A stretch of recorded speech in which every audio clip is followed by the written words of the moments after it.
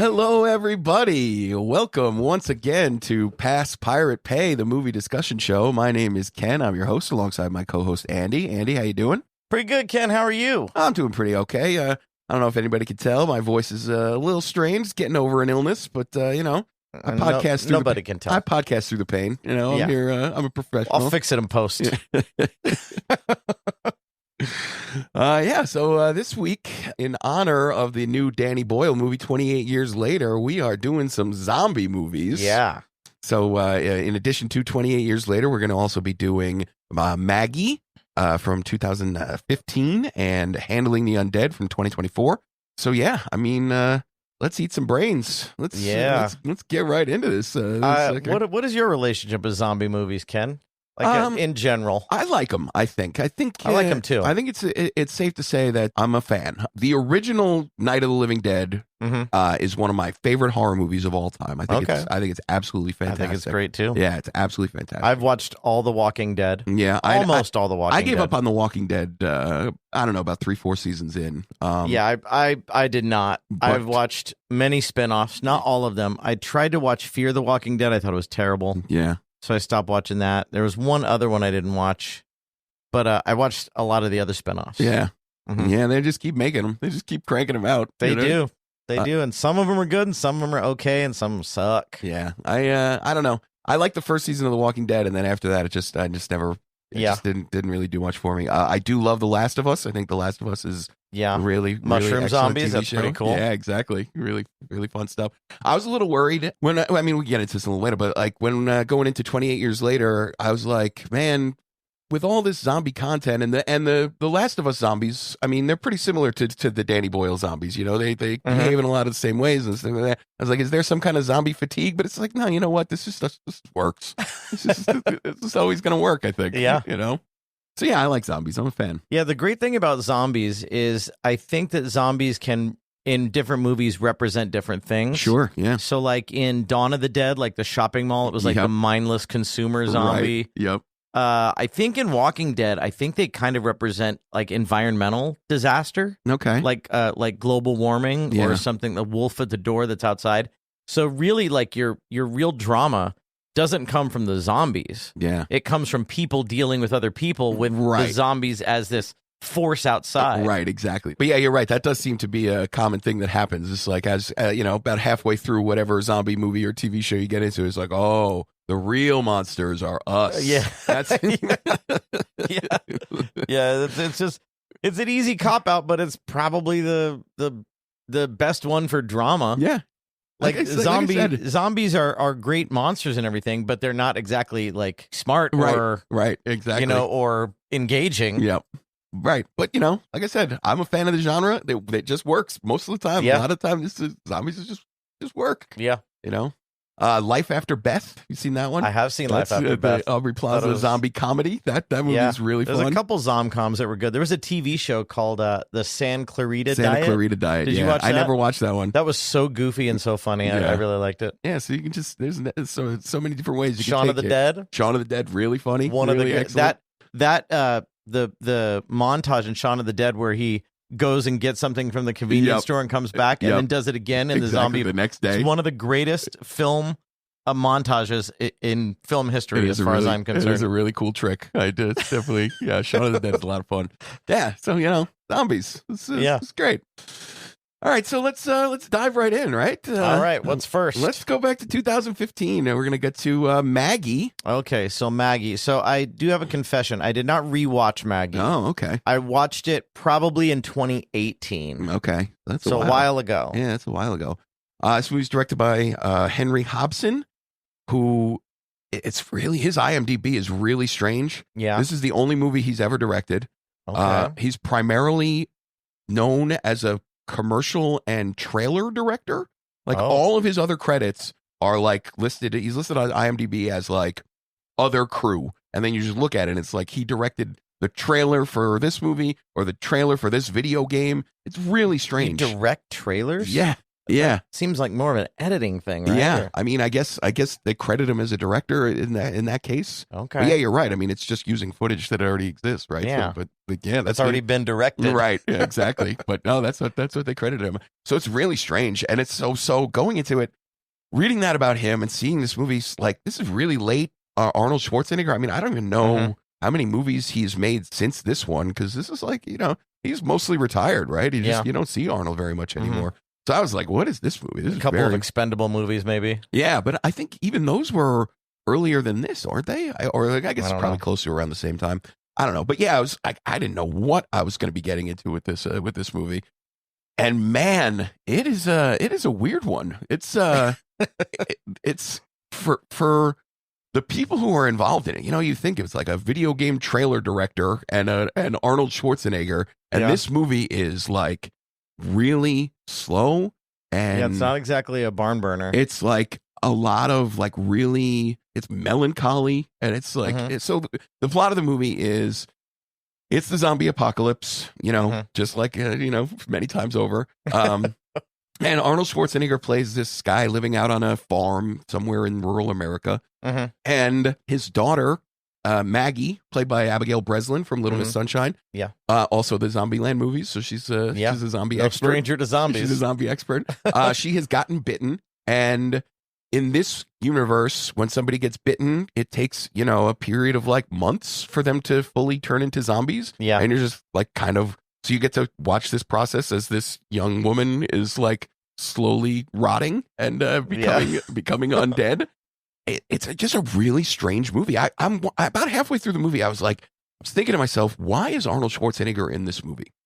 Yeah. It's like a lot of times when movies do stunt casting kind of things like this, my thought is, yeah, okay, but wouldn't it be better if you actually put a real actor in that spot? You know what I mean? It's like anytime anybody puts Mark Wahlberg in something serious or something, that's my thought is just like, yeah, okay, but like if you have a real actor, then you can actually get emotions out of people, and maybe this is going to happen. Yeah. But somewhere along the way of watching this movie, I kind of got to thinking that Arnold is kind of perfect for this movie. Oh, yeah. It's really strange. He doesn't have much to do at all. He doesn't say a lot. He's just really stoic. But like the look of Arnold Schwarzenegger as a man in his 60s, this like formerly incredibly physical human being. Yeah. But as he's aging, I like the sadness like of his look just really worked well for me. I don't know. Okay. It was really strange. It's like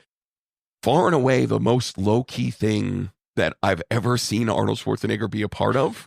And I don't know, it just kind of works. I mean, like I said, he's not asked to do all that much, but I think his presence in the movie is just like really kind of interesting. Okay. I was kind of into it. It was really strange. Yeah.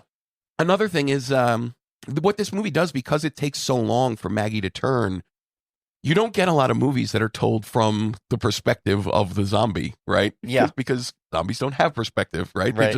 They're just brain munchers, basically, right? But like, it's like you're watching this young woman going through this thing where it's like she's it's like a terminal illness. Yeah, exactly. Yeah. You're just watching her realizing that she's going to die in this really horrific way very soon, you know? And like, I think Abigail Breslin is really good in it. I think and the way the movie treats her zombification is really kind of cool. Like they keep like they give her contact lenses so her eyes kind of look like they're like slowly foggy. getting cataracts. Yeah. And like as she's becoming more and more of a zombie, there's this thing where she's like breathing and you hear like zombie noises coming out of her as her breathing is getting slower and more ragged. This is like a really slow motion transformation into a zombie. It's like, this is not a thing that as I've ever seen before in the many zombie movies I've seen. And it's actually cool. I thought it's really kind of cool. But yeah, so that being said, there's really just not a lot to this movie. It's just like a melancholy character study.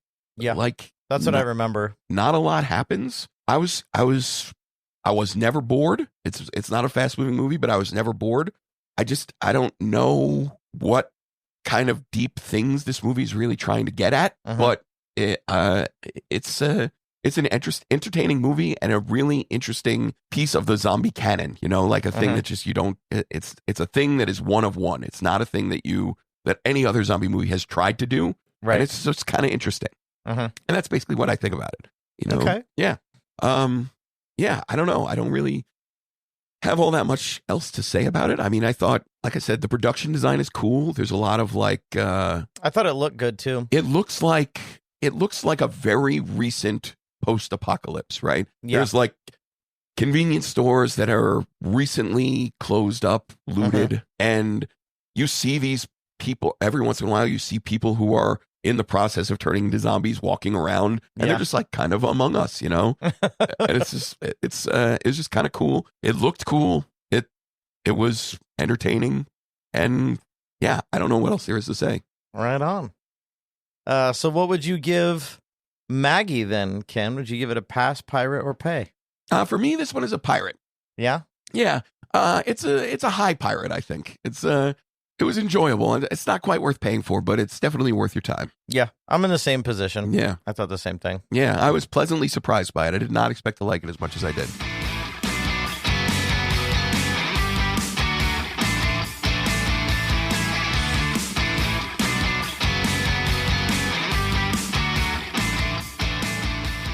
All right, our second movie is 2024's Handling the Undead.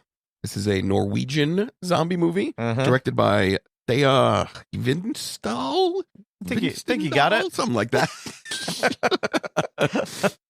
And yeah, this is one I had never heard of. I was not at all familiar with it. But if you thought Maggie was slow, this is a very, very slow burn. Yeah. Very slow. It is. So the plot of this movie, such as it is that something happens where recently deceased people start coming back to life. And I don't even know if it's en masse. It doesn't seem like it. It just seems like it's a very localized. Yeah. Yeah. So there are 3 families that are affected by it. There's this an old lesbian couple. One of the women has died. And at the very beginning of the movie, we see the surviving woman at a funeral home. So this is like very recent death. Yeah. And she's torn up. And then there's another family where is a young mother and her son, like kid looks like he's probably about 6 years old. He's just died and he's in the ground. Yeah. And I don't know what it is that makes the grandfather of this kid decide that the kid's going to come back to life. But sure enough, the grandfather digs the kid up out of the ground, pulls him out of the grave. That's the creepiest one. And brings him home. It's very creepy. It's creepy imagery there. Yeah, really, really creepy. There was the mother who was in the car crash. Oh, that's right. Yeah. Yeah. So then the third story is another young family where there's a mother, a teenage daughter, and a younger son. And the mother and the daughter, we see them at the beginning of the movie. They don't get along very well, but we know that they love each other. And then the mother gets into a car accident and dies. And while the husband is in the hospital dealing with the dead woman, all of a sudden it's like, wait a minute, she's not actually dead. So then she comes back to life. So this movie, it seems to me like a lot of it is playing on the way we use the word zombie in slang. It's like, oh man, I got 2 hours of sleep last night. I'm going to be a zombie at work today, right? Because the zombies in this movie don't do very much at all. No. They're mostly just staring blankly forward at the screen. Yeah. And they're in various degrees of decomposition. Right. Like the little boy is the most decomposed of anybody. Yeah. And he's just like, he looks like he's been rotting a little bit. Yeah, and it's real fucking, just the look on his face. It's creepy. He's like totally dead-eyed. Yeah. And it's just like, it's... And I also think this is like a rumination on how hard it is to let go. Yeah, this is definitely a movie about grief.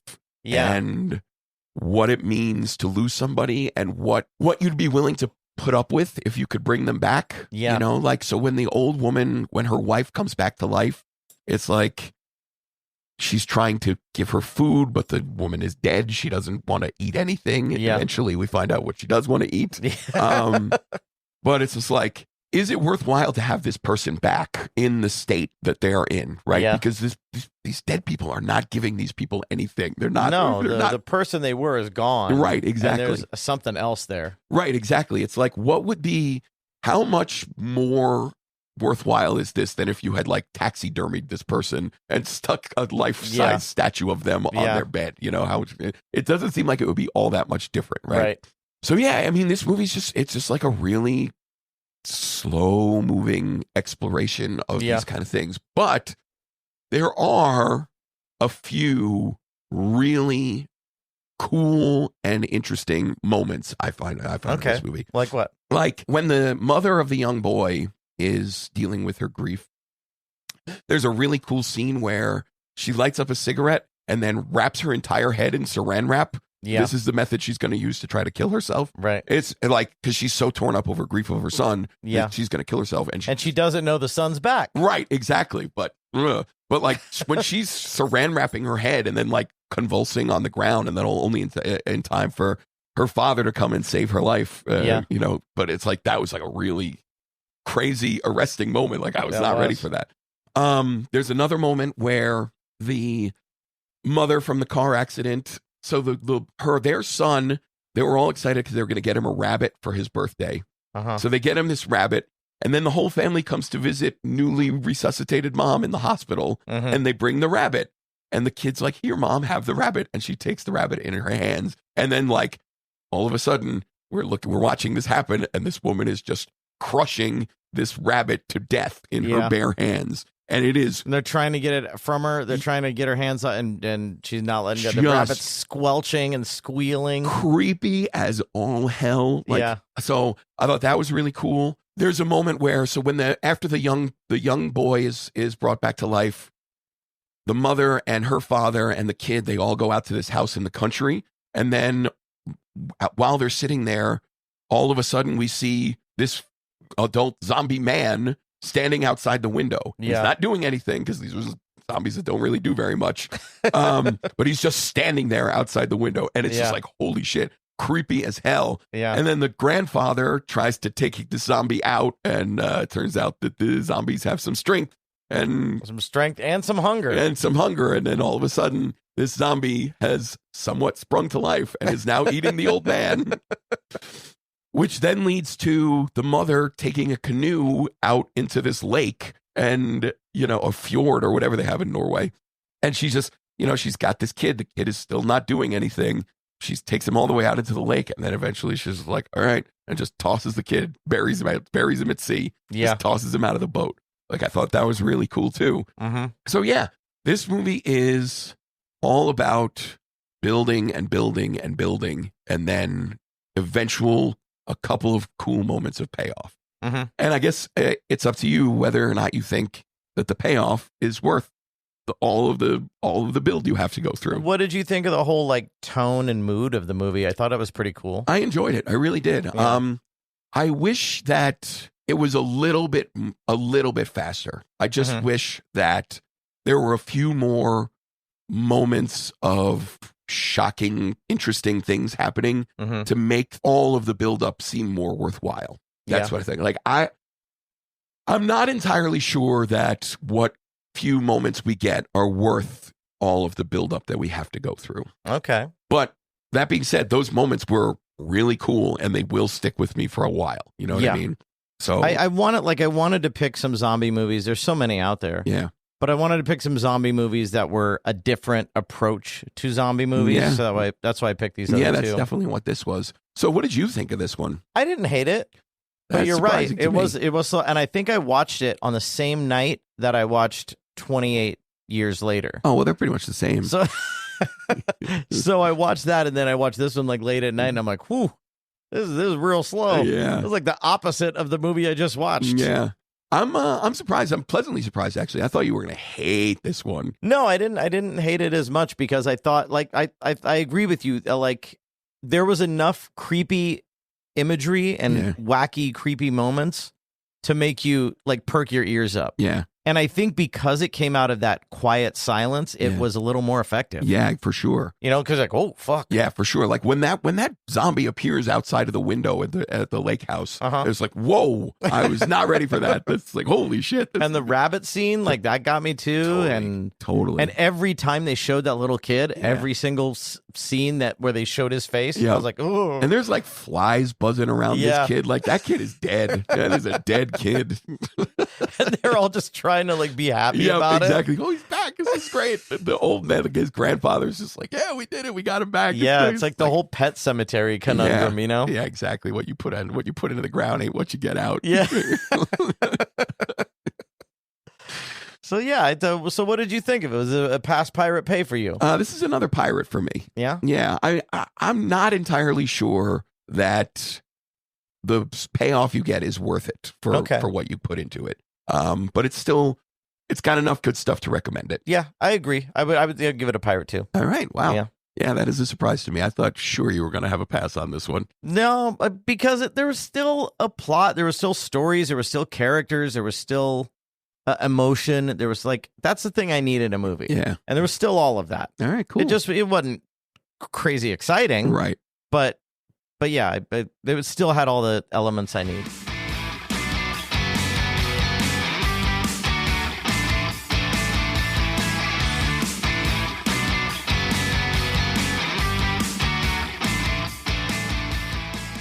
All right, our final movie today is 28 Years Later from 2025, directed by Danny Boyle and written by Alex Garland. They are the writer and director behind the original 28 Days Later, but they did not do 28 Weeks Later, which is a sequel that I have never seen. Oh, so here's what I did before I watched these two. When I was on my trip to New York, on the plane, on the way there and on the way back, I watched 28 Days and 28 Weeks to refresh myself. Yeah. I don't think I'd seen 28 Days since I saw it in the theaters. Yeah. Right? 28 Weeks I'd never seen. Yeah.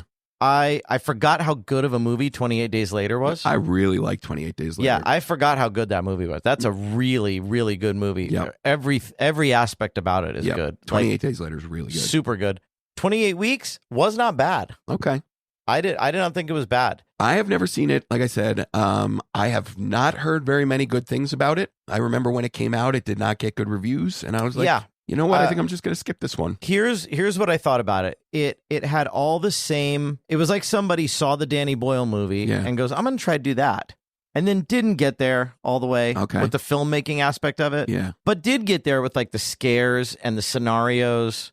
And there's a scene where they're in the London underground and like zombies are coming at them from all these different ways. And the only thing they can see is like somebody has a scope. Yeah. So you're looking through a night vision scope of a gun and it's going off, and she's trying not to hit the girl and the little kid.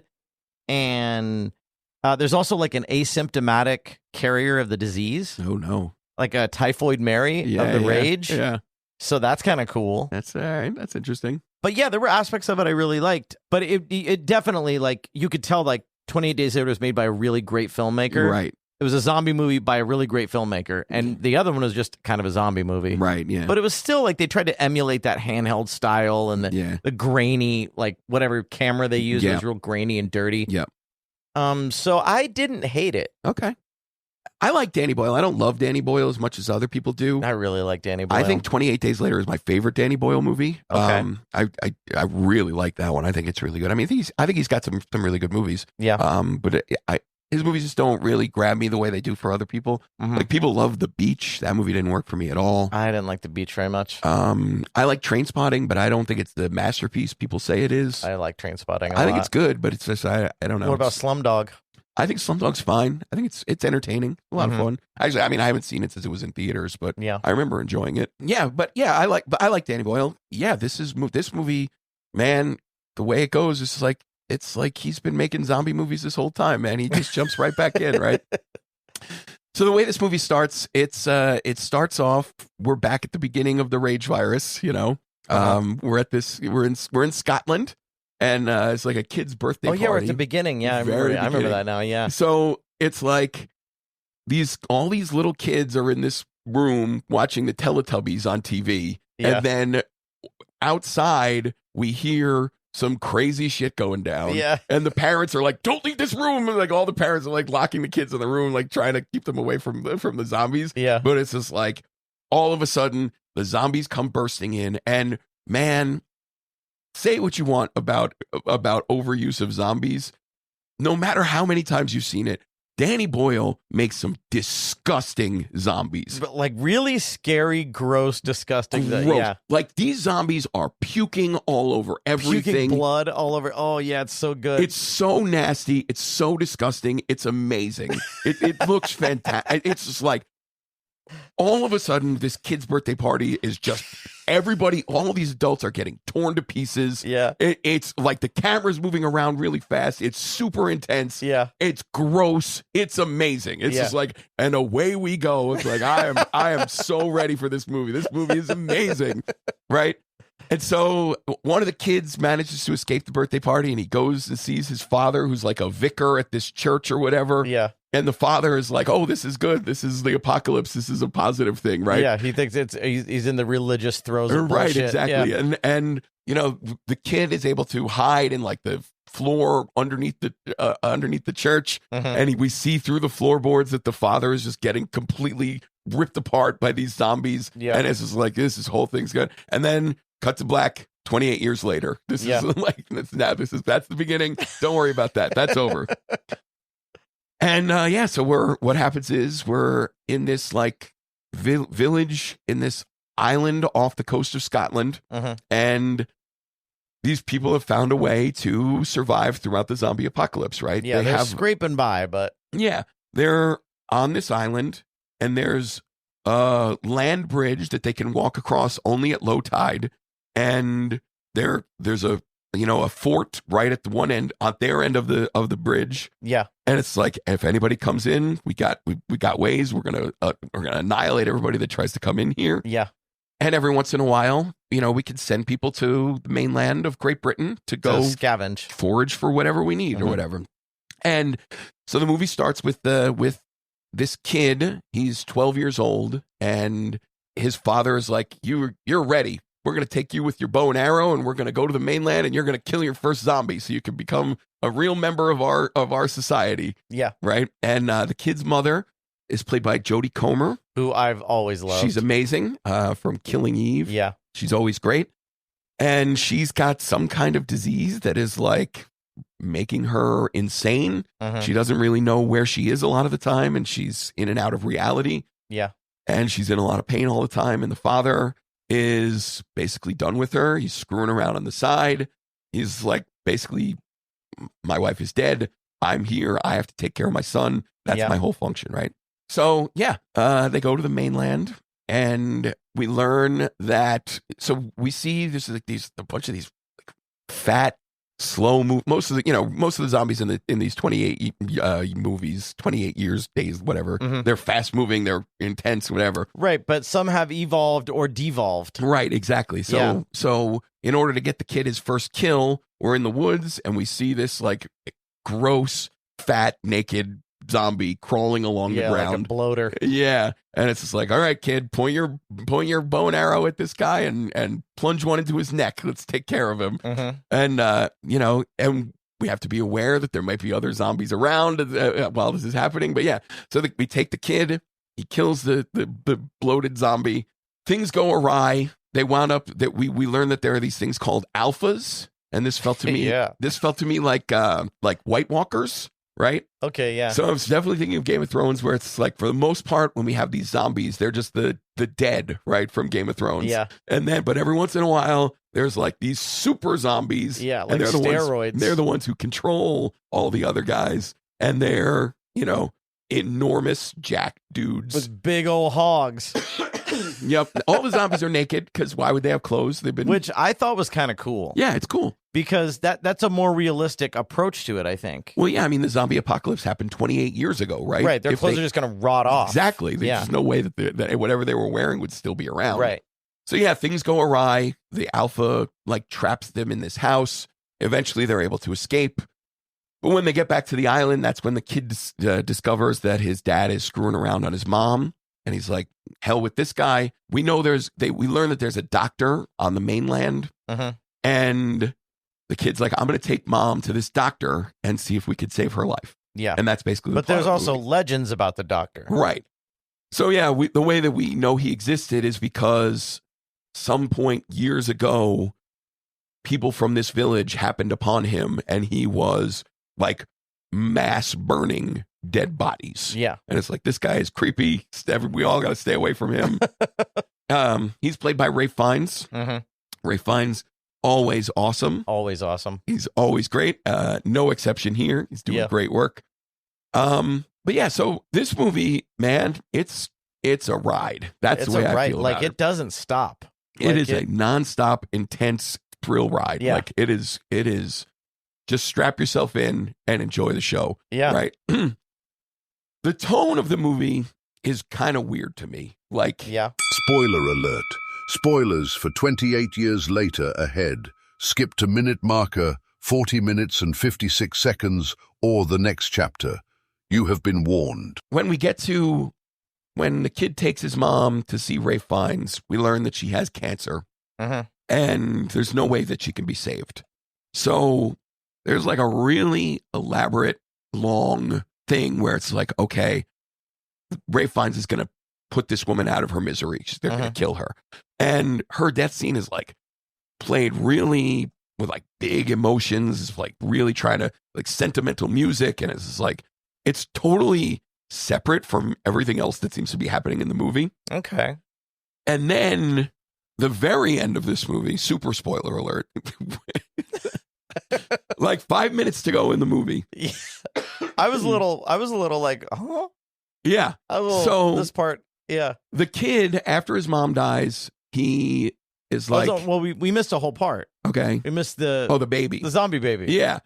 So apparently, and also the other character that comes in, the soldier. Yeah, this Swedish soldier guy. Yeah. So this is something you might not know. And 28 weeks later, we learned that the disease was, and you kind of learn this from 28 years. Yeah. But in 28 weeks, the disease is confined. Yeah, I remember to reading Britain that. I remember reading that. Scotland and Europe. Yeah. The other countries have gone on as normal. Like a blockade and around. quarantined the shit out of them. Yeah. I remember reading that. Yeah. So at one point we see a zombie woman and she looks like she's pregnant. It's like, that's weird. How the hell did that happen, right? And we learn eventually that these alphas, I guess, fuck. And they're just they look like they don't have those big hogs for nothing. So this alpha has impregnated this zombie woman and they have a little baby. And at one point, the kid and his mom are in this like train car or bus or something. Yeah. And this zombie woman is giving birth. And it's like the mother is like, no, we have to help this woman. And they like help this woman give birth to this little infected zombie woman. This infected zombie give birth. And like as soon as the kid is out of her, the zombie mother immediately then goes to try to eat them. Right. This zombie. And is shot by this Swedish kid. Yeah.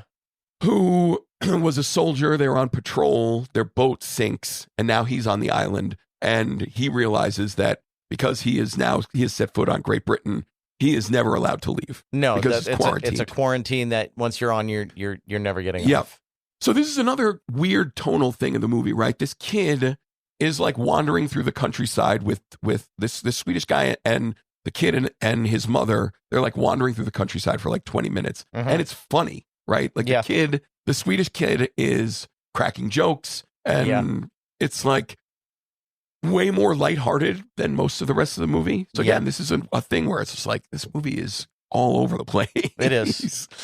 So then anyway, when we get to the very end of the movie, we see the little boy he takes the baby, brings it back to his island because the baby somehow is born without being infected. Yeah, I guess the infection doesn't take in the womb. Yeah, and Ray Fiennes said the placenta. He wondered about that. Right, and the placenta is like inoculating the baby from the rage virus or something. Mm-hmm. So the kid takes the baby back to his island, leaves it with the village. So they're going to raise it up and it's going to, presumably be okay. But the kid is like, I can no longer live on this island because my father was screwing around on my mother and whatever. Yeah.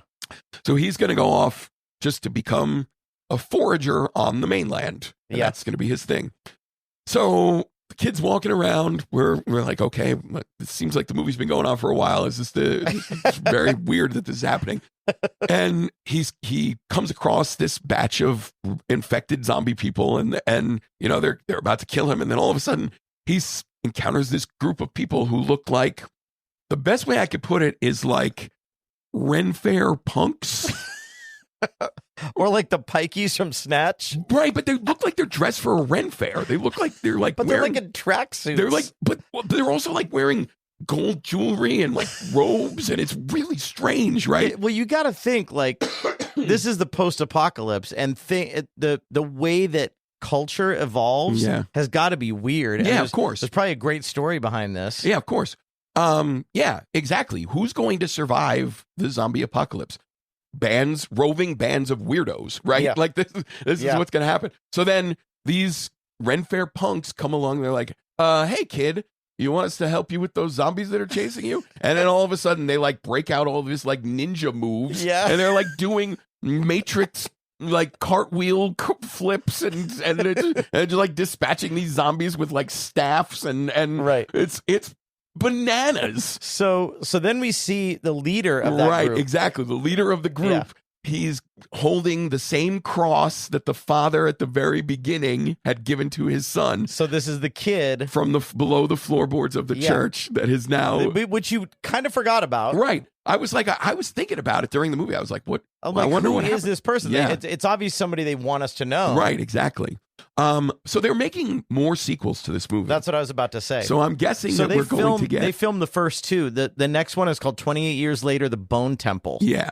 And they filmed them back to back. Okay. I don't know if they filmed all three, but they definitely filmed two. Yeah. So I'm guessing one of the sequels we're going to get is going to be about this roving band of weirdos, which I'm there for. So there. Yeah. It's very strange way to end the movie. Like what the hell? I thought like when you say the movie's all over the place, it's what I kind of liked about it. Yeah.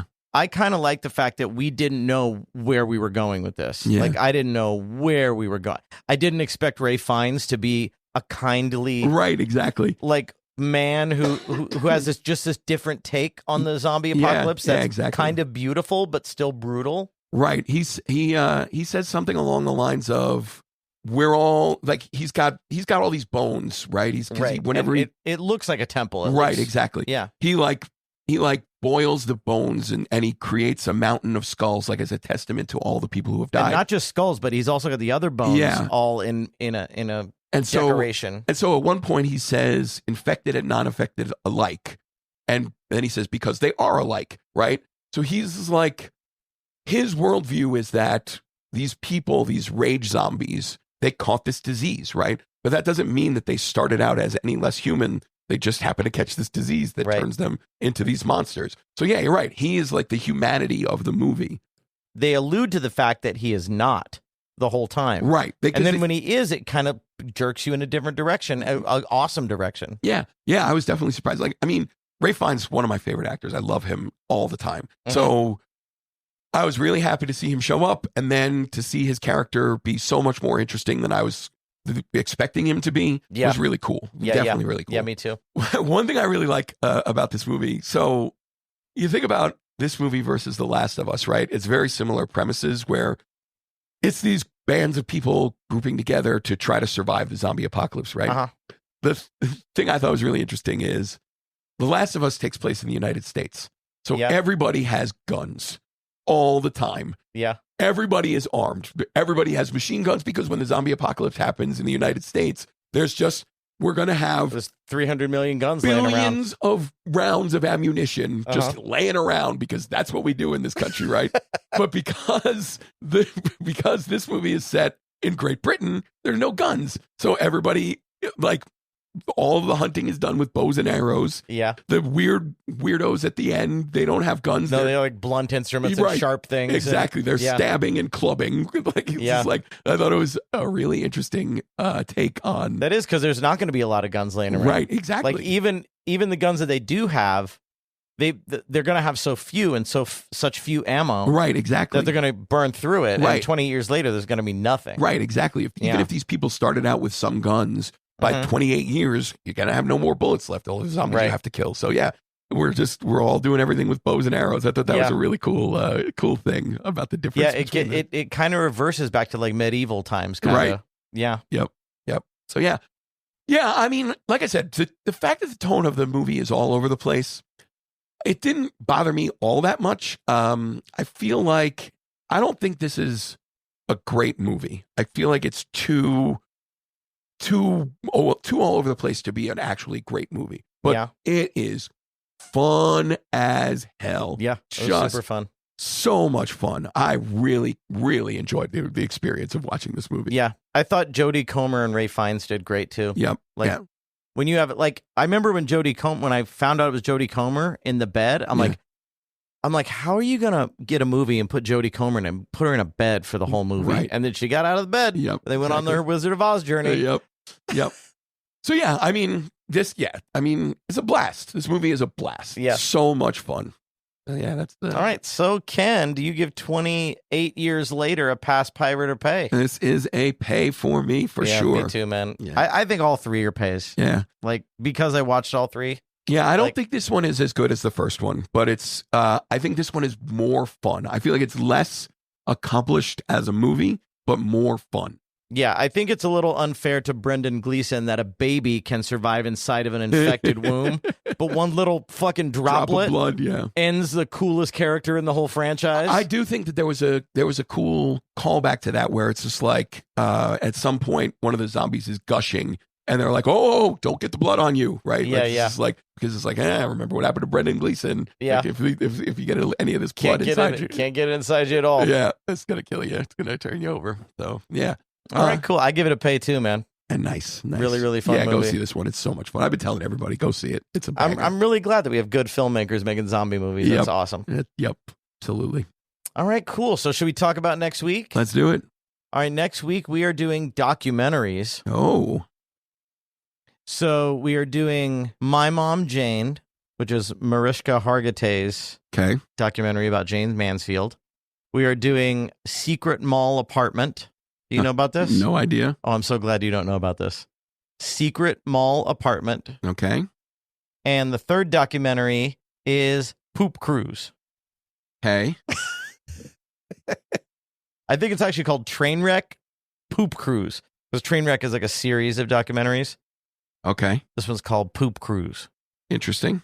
And those are our three docs that we're doing for our Cruise, huh? Poop Cruise. All right. That's cruise like a boat, not like a crew of people. Ah, okay. Trainwreck Poop Cruise. All right. All right, so have fun with those, Ken. Can't wait to see what you're getting me into this time, I tell you what. All right, we'll see you next week. All right, see you then. Thanks for tuning in to Pass Pirate Pay. This episode was produced by the one and only Andy Morris. If you haven't already, hit that subscribe button on your favorite podcast app. We'd hate for you to miss out on all the fun. Curious about where to stream the movies we talked about? Head on over to passpiratepay.com. We've got everything listed with handy links on where to watch. You can also join the conversation on our Facebook page or stalk our cinematic musings on Letterboxd. Links are on the site. Got a movie or TV show you think we should review?